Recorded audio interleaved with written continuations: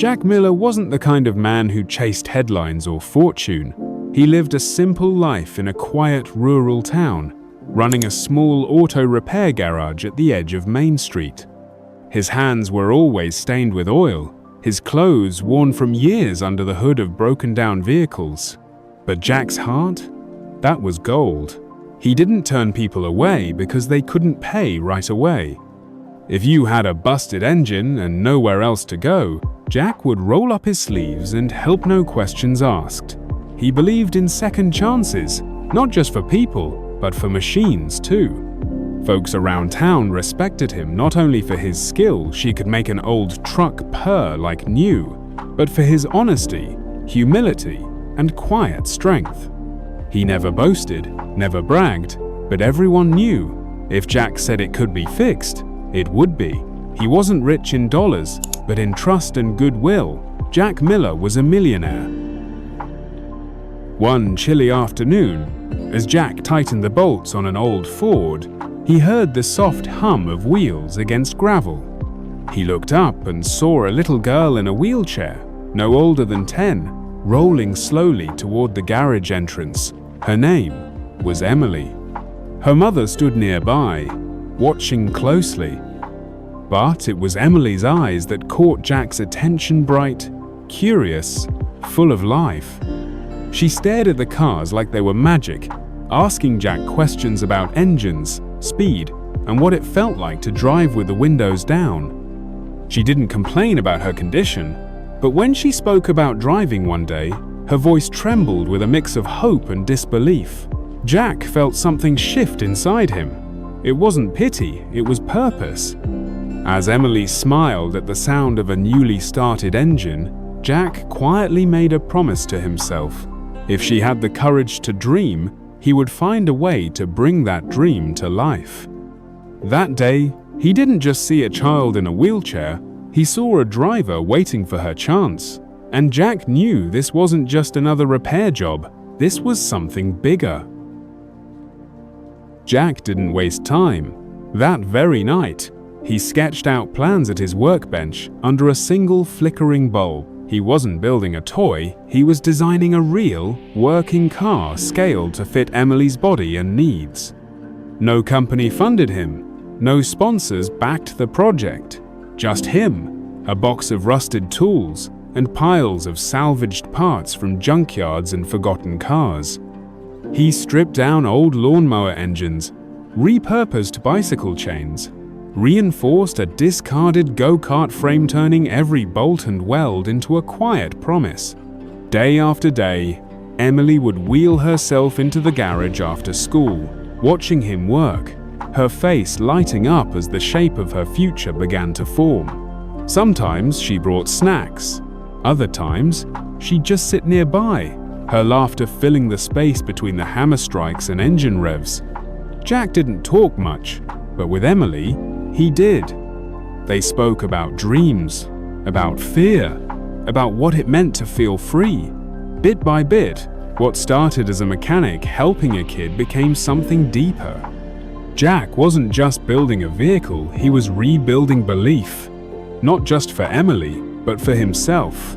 Because somewhere between the stripped bolts and spark plugs, he started to believe again too. When the final bolt was tightened and the paint had dried, Jack wheeled the little car out into the sunlight. Emily sat silently in her chair, eyes wide, mouth slightly open. The vehicle was modest, built from scraps, patched together with care, but to her, it looked like a chariot. Jack knelt beside her, adjusting the custom pedals, seat harness, and hand controls. "You ready, kiddo?" he asked, voice soft but steady. Emily nodded, too overwhelmed to speak. With his help, she transferred into the seat. Her hands gripped the wheel like it was the key to another world. Jack stepped back and gave a small thumbs up.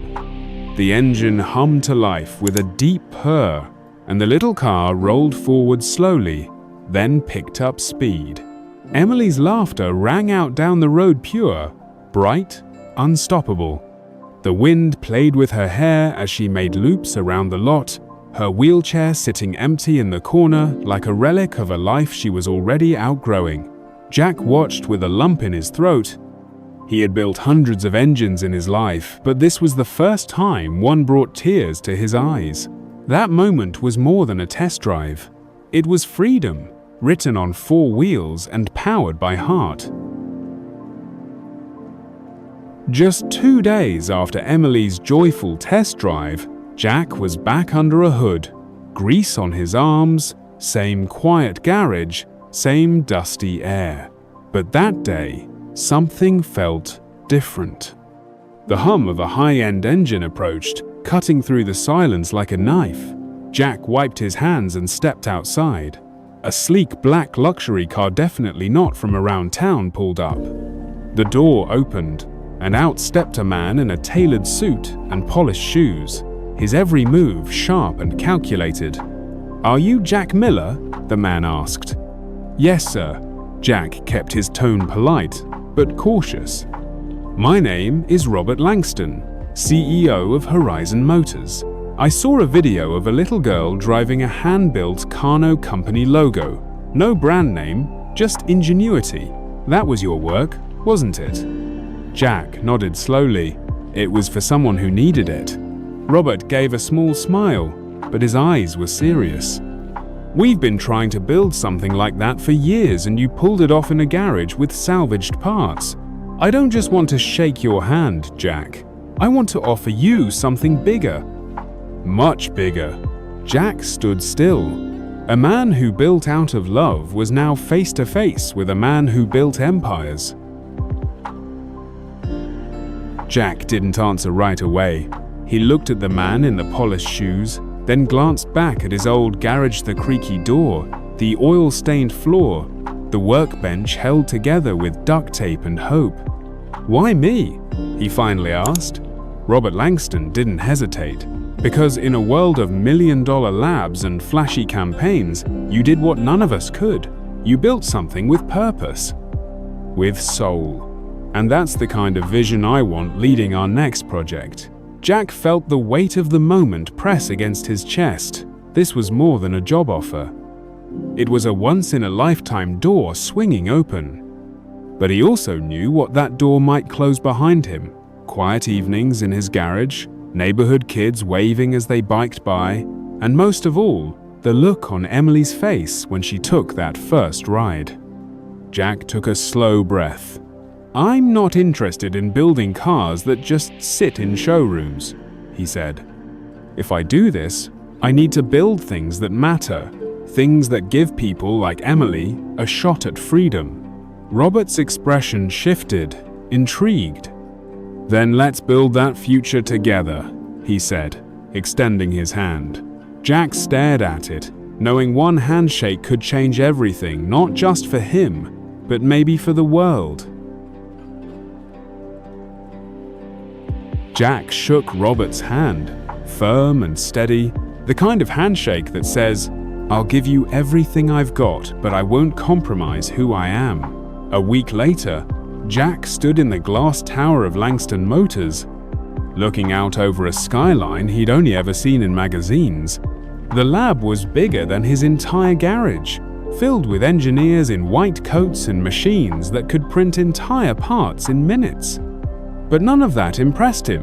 What mattered was the small notebook in his pocket, the sketches he'd made by hand, stained with grease and coffee, the design for his next build.